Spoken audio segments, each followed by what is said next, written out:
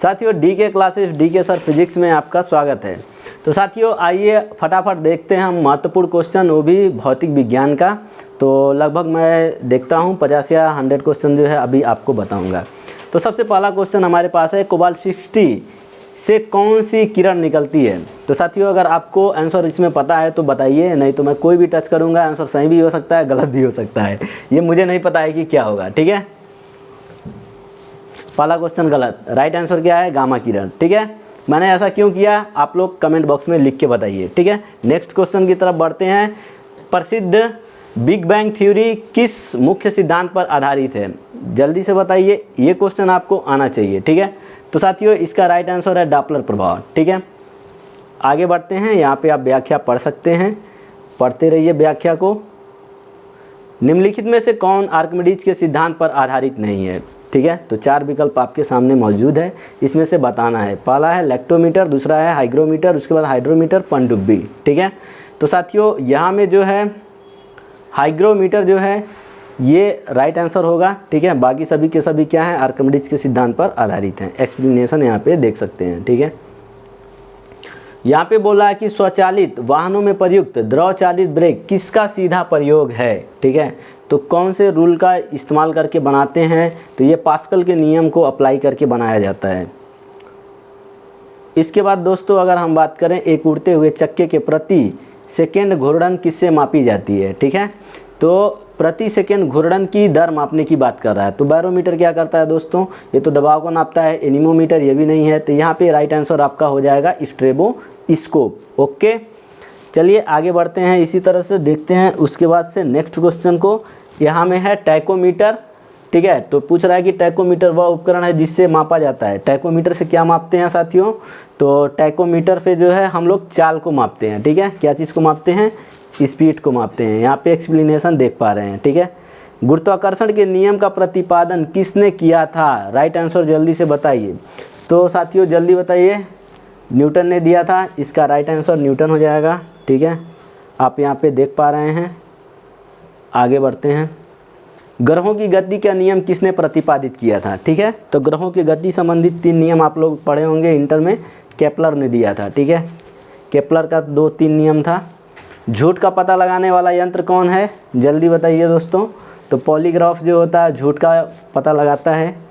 इसी तरह से और आगे बढ़ते जाते हैं, लॉ ऑफ फ्लोटिंग सिद्धांत की खोज किसने की थी। ठीक है, तैरने का नियम, तो आर्किमिडीज का जो सिद्धांत होता है उसी को तैरने का नियम बोलते हैं। ठीक है, तो राइट आपका आंसर हो जाएगा आर्किमिडीज। ठीक है, मोबाइल फ़ोन का आविष्कार किसने किया था, तो इसका राइट आंसर है साथियों मार्टिन कूपर। ठीक है, क्या है, मार्टिन कूपर। ये ब्लैक होल थ्योरी का प्रतिपादन किसने किया था, तो राइट आंसर खोजिए दोस्तों चारों विकल्प में से एस चंद्रशेखर। आगे बढ़ते हैं, किस स्मृति को 28 फरवरी को प्रत्येक वर्ष राष्ट्रीय विज्ञान दिवस के रूप में मनाया जाता है। ठीक है, तो साथियों रमन प्रभाव, रमन इफेक्ट के वजह से इसको मनाया जाता है, और ये आपका राइट आंसर ऑप्शन ए होगा।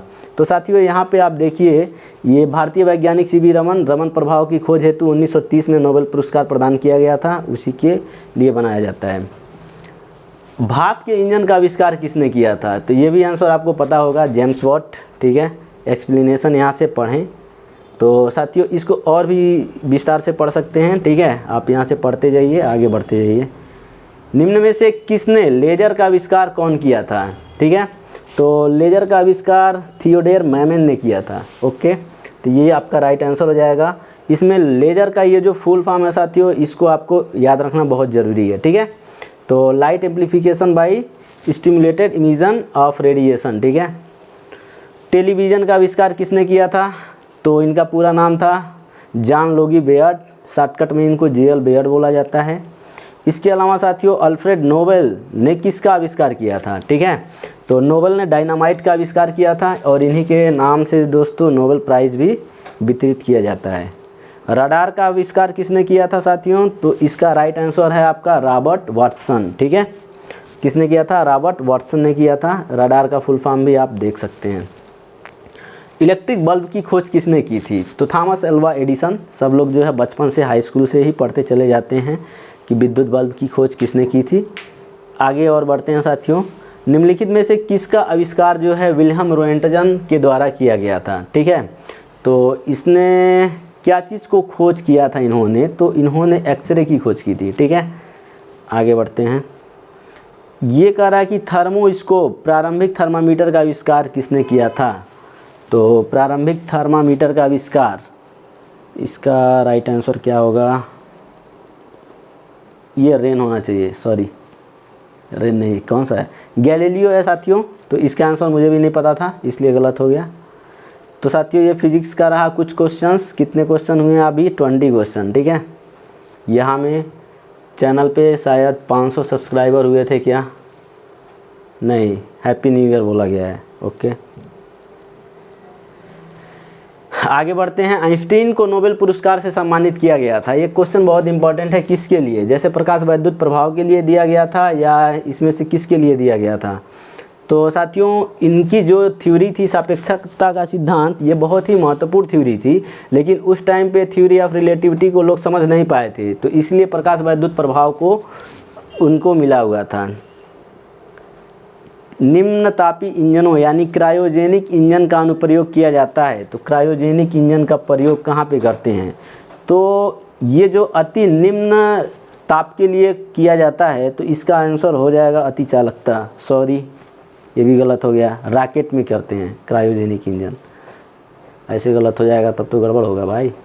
किसी लेजर में सभी परमाणु प्रकाश तरंगे उत्सर्जित करते हैं, ये आपका सबका सब आंसर सही है, ठीक है। एक ही आवृत्ति के होंगे, एक ही आयाम का भी होगा और सेम फेज में भी होंगे। लेजर एक युक्ति है जिसके द्वारा उत्पन्न की जाती है।